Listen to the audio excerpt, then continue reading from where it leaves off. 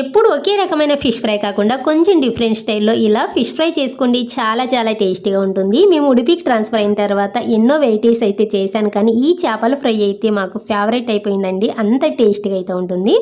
మీరు కూడా ఒకసారి ట్రై చేయండి, ఖచ్చితంగా నచ్చుతుంది. అలాగే ట్రై చేసిన తర్వాత కామెంట్ చేయడం మాత్రం అస్సలు మర్చిపోకండి.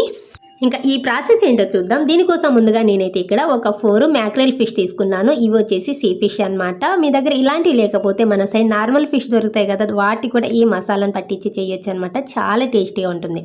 పెద్ద చేపలు అయితే ఈ విధంగా గాడ్స్ పెట్టుకుని తీసుకోండి. మసాలా అనేది చక్కగా పడుతుంది అనమాట. సో ఈ విధంగా 2 సైడ్స్ కూడా ఈ విధంగా గాడ్స్ పెట్టుకుని తీసేసుకోండి. తీసుకున్న తర్వాత ఇప్పుడు మసాలా కోసం ఒక ప్లేట్ తీసుకుని అందులోకి 1.5 స్పూన్ వరకు కారం, ఒక 1/2 స్పూన్ వరకు ఉప్పు, ఒక 1/4 టీ స్పూన్ పసుపు వేసుకోండి. ఆ తర్వాత చింతపండు రసం. చింతపండు రసం ఇంటి అని కాదు, కొంచెం చిక్కటి చింతపండు రసం. ఇది ఎంత మిక్స్ అవుతుందో దాన్ని బట్టి చింతపండు రసం వేసుకుని అంతా కూడా ఒకసారి బాగా మిక్స్ చేసుకోవాలి. ఇలా మిక్స్ చేసేసుకున్న తర్వాత దీనికి పట్టించాలి. చేప ముక్కలకి లోపల బయట అంతా కూడా ఒకసారి బాగా పట్టించాలన్నమాట. ఇలా గాడ్స్ పెట్టుకున్నాం కదా, లోపల వరకు కూడా బాగా ఇంకిపోతుంది అనమాట. సో ఈ విధంగా లెఫ్ట్ హ్యాండ్తో పట్టుకుని రైట్ హ్యాండ్తో ఇలా పట్టించారనుకోండి, లోపల వరకు కూడా చక్కగా ఇంకిపోతుంది. మసాలా చప్పగా రాకుండా ఉంటుందన్నమాట. అలాగే ఫ్రెండ్స్, ఇందులో ఒక మెయిన్ ఇంగ్రీడియంట్ అయితే మర్చిపోయాను. మీరు కారంతో పాటు ఒక టీ స్పూన్ వరకు అల్లం వెల్లుల్లి పేస్ట్ వేసుకుని అంతా కూడా ఒకసారి బాగా మిక్స్ చేసేసుకుని అప్లై చేసుకోండి. అందుకని చెప్పేసి నాకు ఇప్పుడు గుర్తుకొచ్చింది. ఇప్పుడు వేసుకుని పైన అంతా కూడా పట్టించుకుంటున్నాను. ఈ విధంగా అంతా కూడా ఒకసారి బాగా పట్టించిన తర్వాత ఇప్పుడు వీటిని మినిమం ఒక 3 లేదా 4 గంటల సేపు అయినా ఫ్రిడ్జ్లో పెట్టుకోండి. లేదంటే టైం లేదంటే అట్లీస్ట్ ఒక 1 అవర్ అయినా మ్యారినేట్ చేసుకోండి.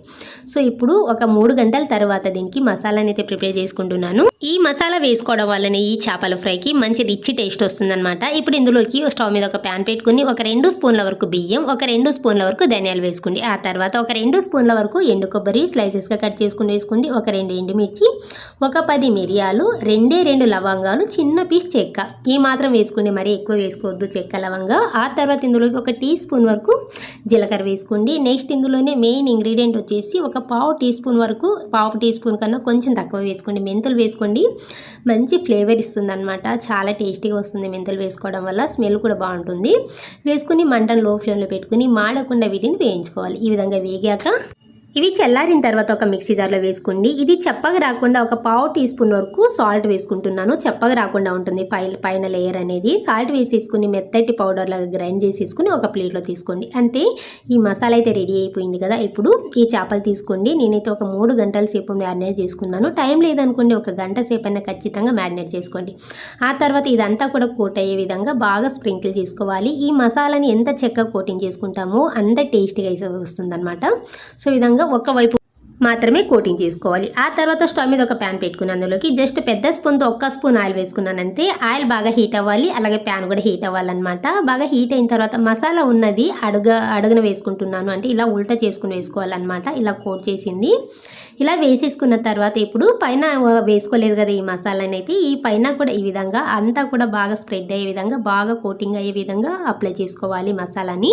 ఈ మసాలా ఎంత చక్కగా కోటింగ్ చేస్తారో అంత టేస్టీగా అయితే వస్తుందన్నమాట. వేసేసుకుని ఈ విధంగా ఆయిల్ కొంచెం సైడ్ నుంచి ఇలా స్ప్రెడ్ చేశారనుకోండి, ఈవెన్గా పోతుందన్నమాట. ఒకవైపు ఫ్రై అవ్వడానికి ఒక 5 నిమిషాలు అయితే టైం పడుతుంది. చూస్తున్నారు కదా, ఎక్కడ కూడా మసాలా అనేది ప్యాన్కి అతుక్కోకుండా ఎంత చక్కగా కోట్ అయిందో. అందుకని చెప్పేసి ప్యాన్ హీట్ అవ్వాలి, అలాగే ఆయిల్ కూడా హీట్ అవ్వాలన్నమాట.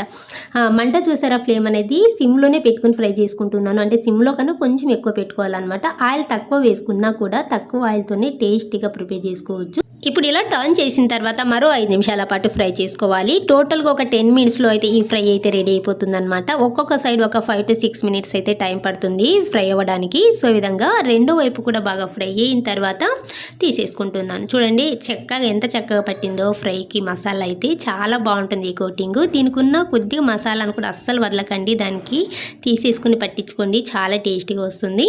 అంతే, చాలా ఈజీగా చేసుకోవచ్చు కదా. ఈసారి చేపలు తెచ్చుకున్న తర్వాత ఇలా ఒకసారి ట్రై చేయండి. చాలా చాలా టేస్టీగా వస్తుంది. నచ్చితే మాత్రం ప్లీజ్ ఒక లైక్ చేసి అలాగే షేర్ చేయండి. Thank you.